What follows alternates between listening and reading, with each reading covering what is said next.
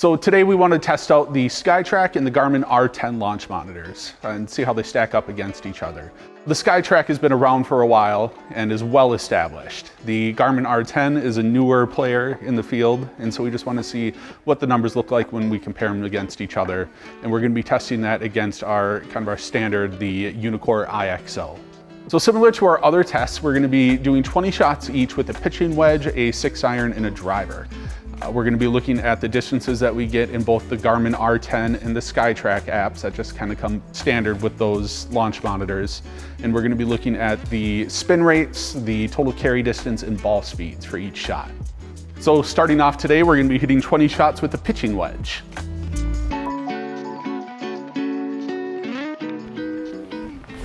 Ooh, I hit behind on that one.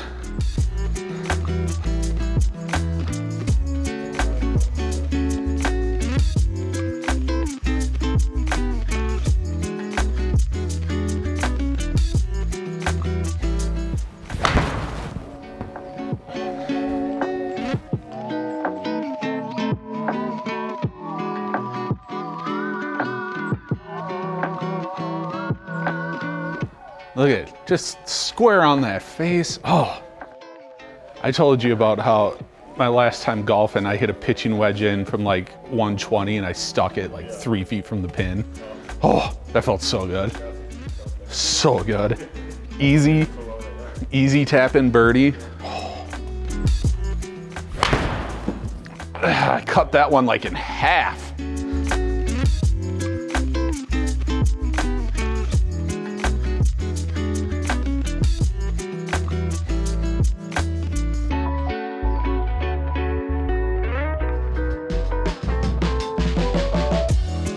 So one thing we noticed, especially on this last shot, is the SkyTrak and the Garmin are showing shots that ended up a lot closer to the center line on the fairway. On the Unicore, it's showing a pretty good slice off to the right, which I feel is a lot more accurate. I really mishit that ball, and it felt like that should have definitely been slicing like it's showing on the Unicore. Get behind it again. Pushed.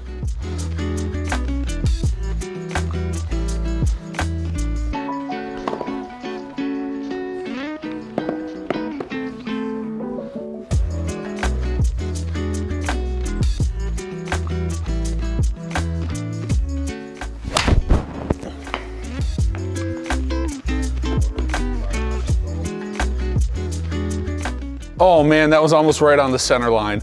Oh, that was a good shot.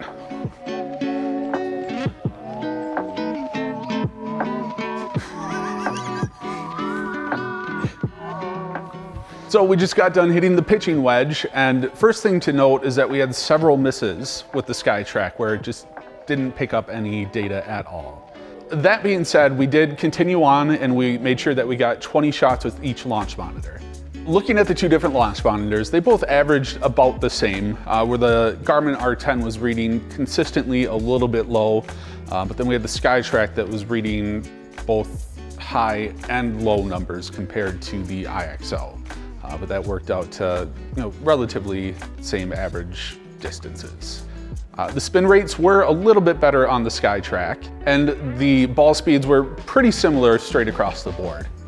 Now that we have the pitching wedge done, we're going to move on to the 6-iron. Oh no! See, that's one that would have Mike running.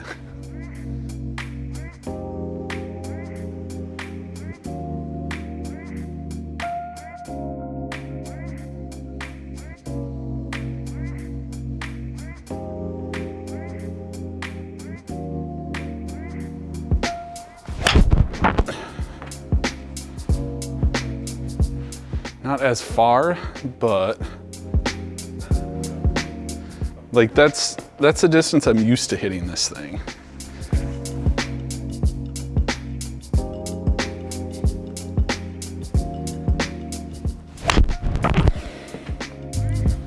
Slice.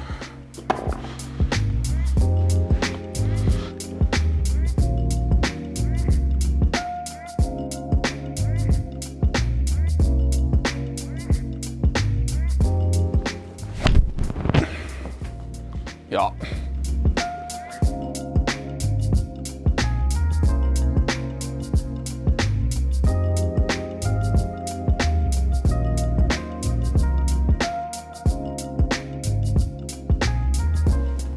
I tried to kill that thing.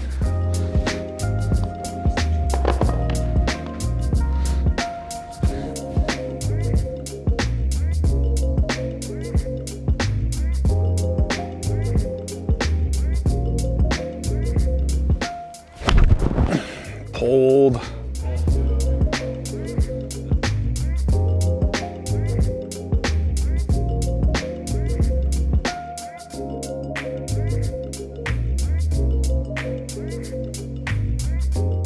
All right, so we just finished up with the 6-iron, and with this test we found a little more of the same, where the Garmin was reading pretty consistently a little bit low. The SkyTrak was, missed a couple high, missed a couple low, and we did have a few, again, where it misread, but we were sure to get 20 shots with each that registered.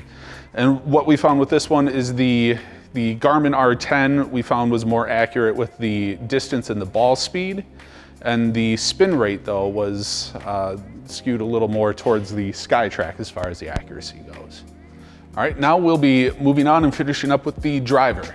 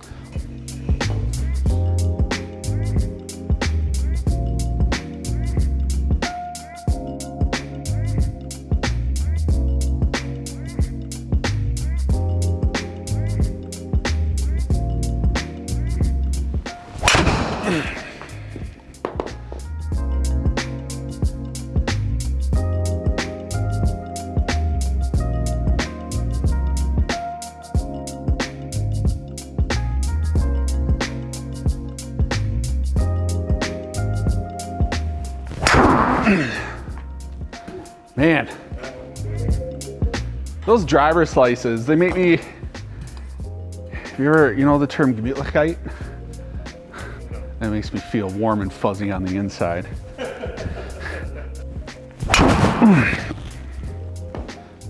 Look at that. Oh my gosh, it's beautiful.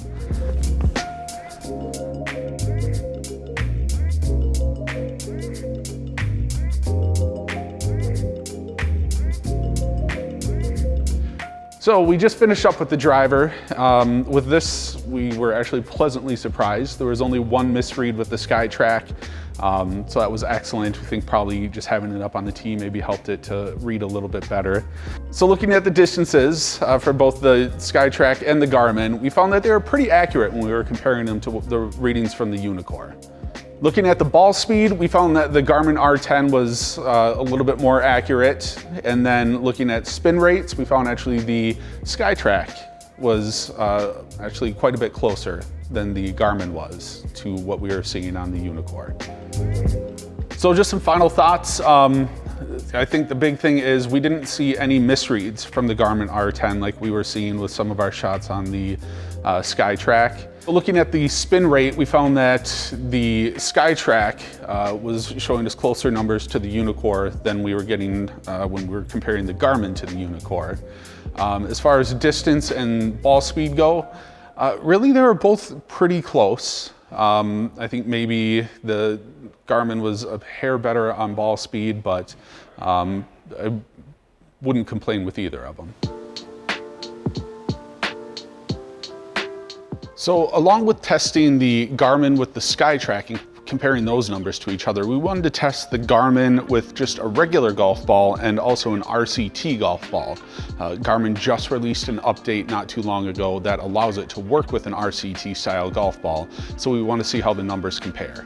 We're going to be doing the exact same testing as before, so we're going to start today by hitting 20 shots with a pitching wedge. That one, my face. Club face opened way up as I hit.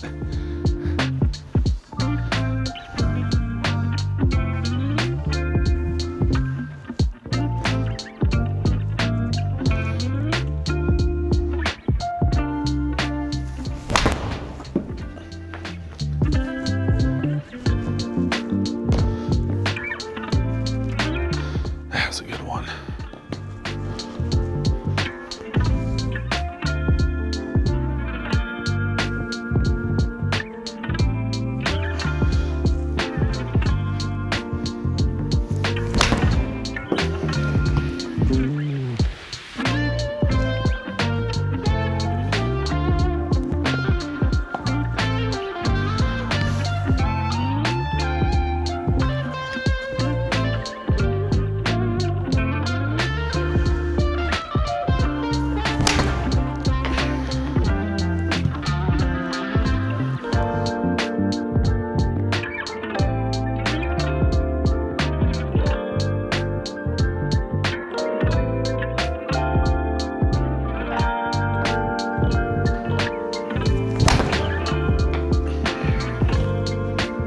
No, that one's gonna be about 115.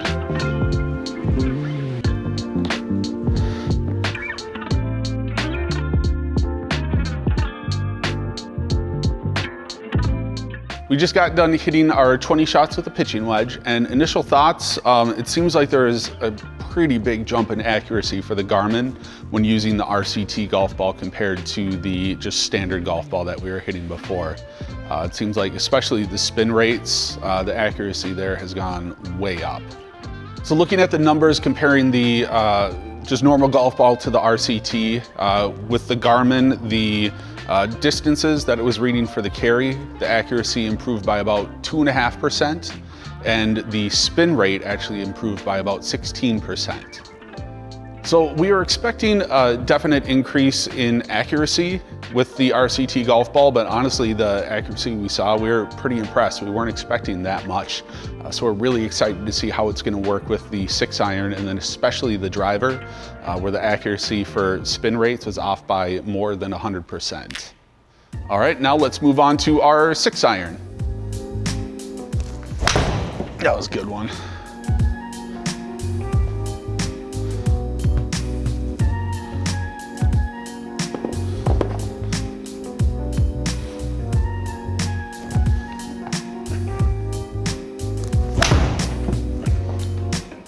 That one's not so far, I don't think. Ooh. Not too shabby. Oh, that was crushed. Pulled it, but I smoked that thing.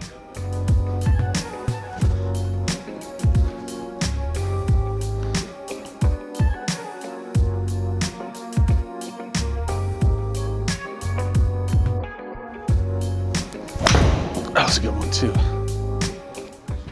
Very straight. What the hell? That was a 171.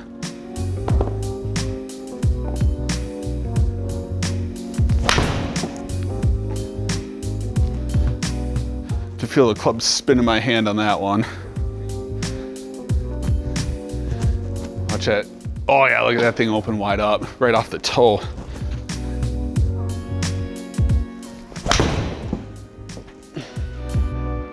I like that one a whole bunch. Like that one a whole bunch. That's what I should be hitting my 6-iron every time. 160 yards, perfect. So we just got done hitting 20 shots with the 6-iron, and the results were kind of amazing with how much better the Garmin reads that RCT golf ball compared to just a standard. So with the standard golf ball, on average, the Garmin was reading spin rates that were off by about 108% and distances that were off by about a little more than 4%. So using the RCT golf ball, those averages dropped down to 3.5% for the spin rate and about 2% for the total distance, carry distance. So, I mean, I guess the numbers just speak for themselves. So far in our testing, totally worth it to get some RCT golf balls with your Garmin. So now we are going to be moving on to the driver.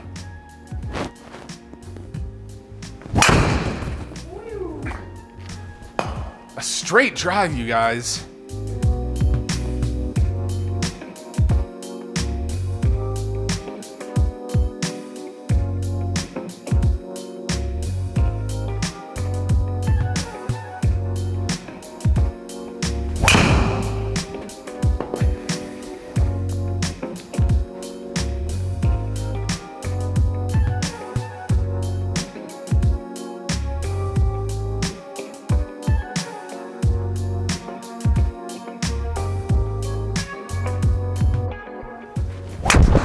Got under that one.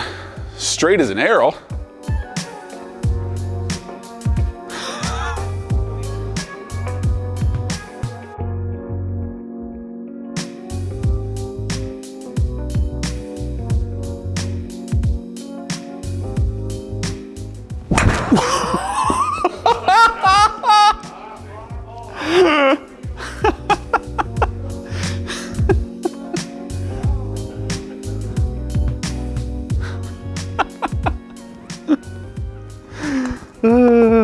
So I just did that to show how these would look if you totally mishit the ball. So just to show everyone that yes, it will still read. I decided to intentionally mess up that shot. So you're welcome.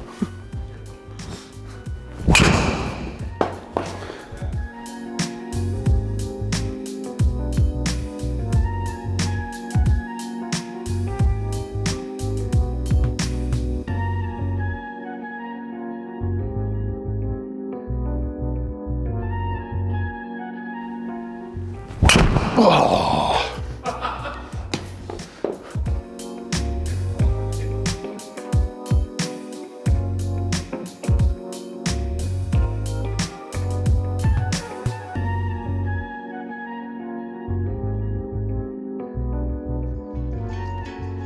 So we just finished up our 20 shots with the driver, and looking at the data, we found a pretty big jump in accuracy with as far as the spin rate goes with the RCT golf ball.